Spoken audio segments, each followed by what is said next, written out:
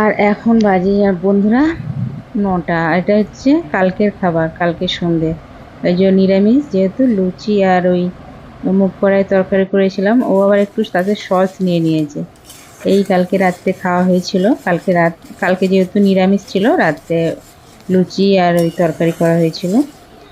তো আর এটা হচ্ছে আজকে সকালে। আর সকালের আমগুলো যেন বন্ধুরা অনেক দিনের ছিল, ফ্রিজে রাখা ছিল, কদিন ধরে বৃষ্টি হচ্ছিল বলে আর করা হয়নি আমগুলো। তো এখন করে নিলাম। আহ, আর দেখো আমসত্ত্বটা করা হয়ে গেছে, সামান্য একটু লঙ্কার গুঁড়ো দিয়েছি, তাই জন্য একটু লাল লাল মতো দেখাচ্ছে। আর লঙ্কার গুঁড়ো মানে আরও দুবার করেছিলাম কিন্তু দেয়া হয়নি, এবারে দিয়েছি, দেখি কেমন খেতে হয়। তো যখনই করলাম তখনই দেখি বৃষ্টি এসে গেছে। যা কোথায় দেবো ভাবতে ভাবতেই ব্যাস। তো যাই হোক, এমনি ঘরেতেই রেখে দিয়েছি, কোথায় দেবো, বৃষ্টি এসে গেছে। তো রান্নার দিকে চলে এসেছি। এই মাছের ঝালে হবে, আর ওই মাছের ডিমগুলো ঝালে করব, ওটা রাত্রে হবে, 6টা করব, আমাদের 6জন যেহেতু।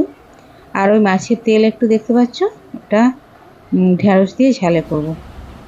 তো রান্নাও শেষ হয়ে গেছে, চলো খেতেও বসে গেছি, একদম খাওয়াতে চলে এসেছি।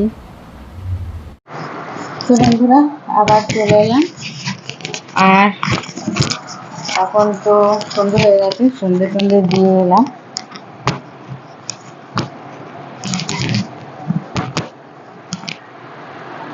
আর আমসত্ত্বটাও করেছিলাম, আমসত্ত্বটাও তুলে নিয়ে এলাম, আর জামা কাপড় ছিল সব তুলে নিয়ে এসে সন্ধে দেওয়া হয়ে গেছে। আর তোমাদের দেখাই ব্যাক ক্যামেরায় আমসত্ত্বগুলো কীরকম হয়েছে। এই দেখো, সামান্য একটু লঙ্কার গুঁড়ো এবারে দিয়েছি, আগের বারেগুলো দেওয়া হয়নি, দেখি কেমন খেতে হয়, এখনও খাইনি। আর ছোট্ট একটু ফুটো, এটা আমার ছোটো মেয়ে একটু হাত দিয়ে দিয়েছে। তা আজকে রোদ্দুর তেমন ওঠেনি, তবু যতটুকু উঠেছে আর কি ততটুকুই দেওয়া হয়েছে।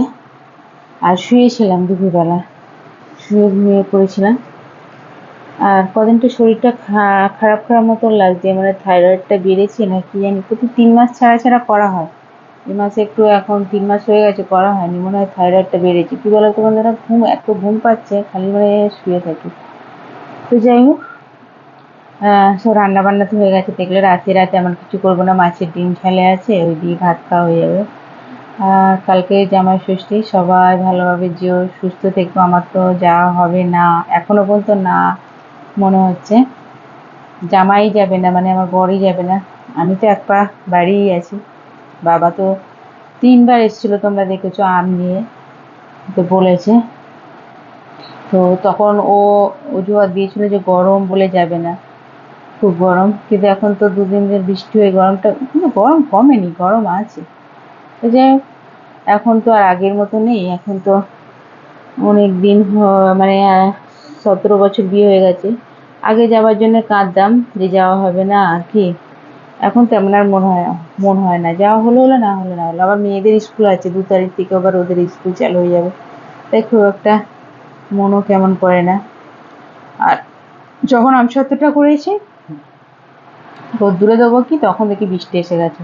তো এমনি পাখার তলায় দেওয়া ছিল, তো বিকেল করে আবার দিলাম। বিকেল তখন কটায় খাওয়া দাওয়া শেষ করে এসে 2টো 2:30টার সময় করে দিলাম।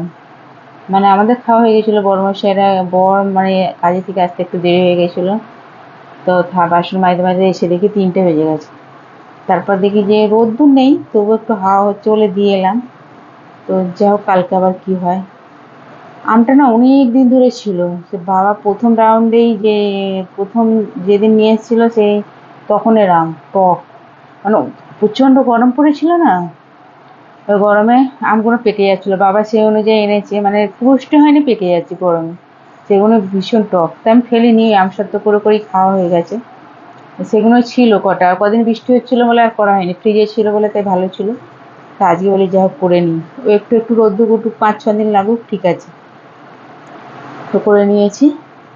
আর ছোটো মেয়ে ওর বাবার সাথে গেছে, ছোটো মেয়ে আর এসে ভাত খায়নি, এত গরম তো, বাইরে কী সব খেয়েছে, লস্যি ফস্যি খেয়েছে, তা খায়নি। এখন পড়তে গিয়েছিলো আবার 4টের সময়, তো আবার এসে কটা আম ছাড়িয়ে দিলাম, আম খেলো। তো বললো মা এখন এখন খাবো না, পরে খাবো, খিদে পেলে বলবো। তো যাই হোক, চলো বন্ধুরা, ভিডিওগুলো অবশ্যই দেখো, আর ভালো লাগলে অবশ্যই সাবস্ক্রাইব করো। চলো সবাইকে শুভ সন্ধ্যা।